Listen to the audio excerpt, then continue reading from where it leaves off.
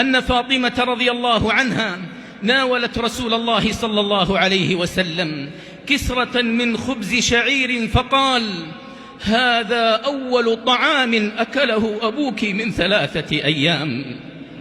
بل خرج رسول الله صلى الله عليه وسلم من الدنيا ولم يشبع من خبز الشعير. رواه البخاري. আসুন আল্লাহ দেখি আমাদের বাংলাদেশের ওলামা একরামের খাবার। এই হচ্ছে পাক্কা একটা ভণ্ড ইলিয়াসুর রহমান জিহাদি। এ সবসময় এই নবী সাল্লাল্লাহু আলাইহি ওয়াসাল্লামের ব্যাপারে মানুষকে তাদের পকেট খালি করার জন্য এক এক সময় এক এক বয়ান দিয়ে থাকে, কখনো ডান্স, কখনো গান, তার থেকে সব কিছুই কমেডি পাওয়া যায়। সেও বলে রাসূলুল্লাহ সাল্লাল্লাহু আলাইহি ওয়াসাল্লামের ঘরে কয়েক চাঁদ খাবার জুটে না, অথচ সেই মক্কায় গিয়ে সে কী পরিমাণ খাবার খাচ্ছে দেখে না।